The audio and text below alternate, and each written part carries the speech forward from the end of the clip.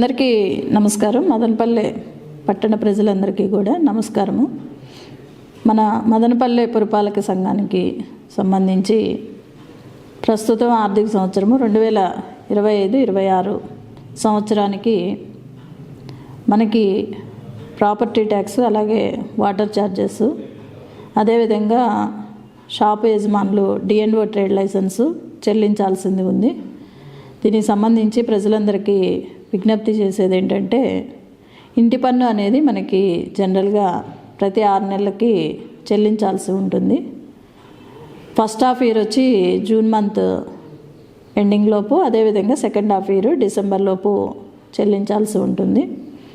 అయితే ఇప్పుడు మనకి ఇంకా ఫైనాన్షియల్ ఇయర్ ఈ 2 మంత్స్లో కంప్లీట్ కాబోతుంది. కాబట్టి పట్టణ ప్రజలందరికీ కూడా ఈ సందర్భంగా విజ్ఞప్తి చేసేది ఏంటంటే,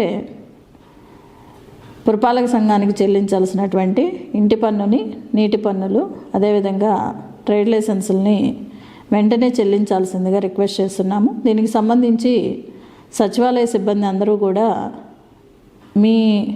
మీరు చెల్లించాల్సిన పన్నుల గురించి మీకు తెలియజేయడం జరుగుతుంది. కాబట్టి వారికి సహకరించవలసిందిగా విజ్ఞప్తి చేస్తున్నాము.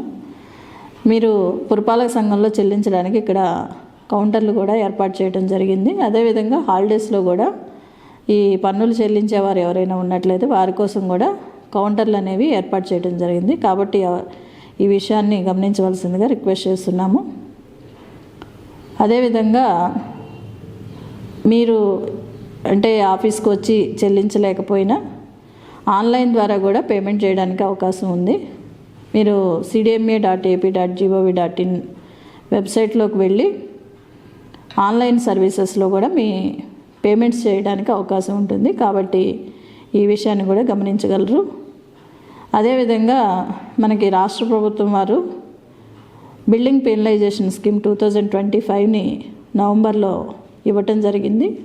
ఎవరైతే తీసుకున్నటువంటి ప్లాన్కి విరుద్ధంగా, అంటే ఎక్స్ట్రా ఫ్లోర్ వేసుకోవడం కానీ, లేకపోతే ఏదన్నా డీవియేషన్ చేసి కట్టుకోవడం కానీ, ఈ విధంగా చేసినట్లయితే మీరు బిల్డింగ్ పెనలైజేషన్ స్కీమ్ ద్వారా మీ బిల్డింగ్ని రెగ్యులరైజేషన్ చేసుకోవడానికి అవకాశం ఉంటుంది.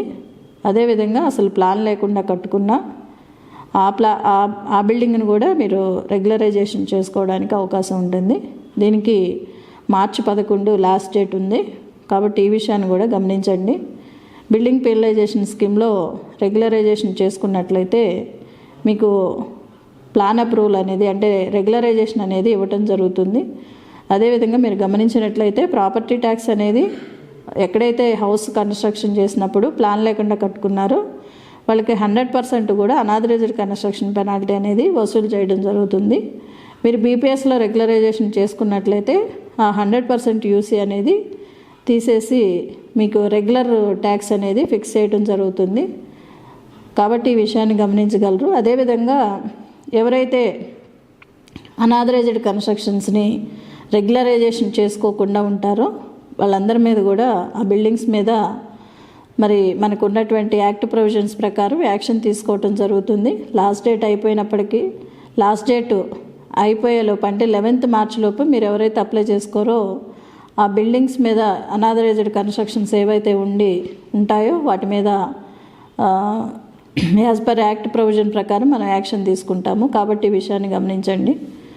అదేవిధంగా మనం టౌన్లో గమనించినట్లయితే ఇప్పుడు డిస్ట్రిక్ట్ హెడ్ క్వార్టర్గా రావటం, ఈ ట్రాఫిక్ ఎక్కువగా ఉండటం, దీనికి సంబంధించి ఒక ట్రాఫిక్ అడ్వైజరీ కమిటీ మీటింగ్ అనేది కండక్ట్ చేయడం జరిగింది. గౌరవ జిల్లా కలెక్టర్ గారి అధ్యక్షతన నిర్వహించడం జరిగింది. దీనిలో భాగంగా మెయిన్ రోడ్స్ ఏవైతే ఉన్నాయో ఆ మెయిన్ రోడ్స్లో ఉన్నటువంటి రోడ్డుని ఎవరైతే ఆక్యుపై చేసుకొని చిన్న చిన్న అంటే డ్రైన్ మీద ఈ చిన్న షాపులు లాంటివి ఇలాంటివి పెట్టుకోవటం, లేకపోతే కొంచెం ఎక్స్టెండ్ కావటం, ఇవన్నీ కూడా చేయడం జరిగింది. సో పోలీస్ వారి సహకారం అంటే సమన్వయం చేసుకొని, పోలీస్ డిపార్ట్మెంట్ వారిని సమన్వయం చేసుకుంటూ ఈ ఎన్క్రోచ్మెంట్స్ ఏవైతే ఉన్నాయో, అంటే ఉన్న రోడ్డు ఏదైతే ఉందో ఎగ్జిస్టింగ్ రోడ్డు, దాన్ని చూసుకొని ఎవరైతే ఎన్క్రోచ్మెంట్ చేస్తున్నారో వాటిని తొలగించడం జరుగుతుంది. ప్రతి ఒక్కరికి కూడా ఎవరైతే ఎన్క్రోచ్మెంట్ చేస్తున్నారో వారికి సచివాలయ సిబ్బంది, టౌన్ ప్లానింగ్ స్టాఫ్ అందరూ కూడా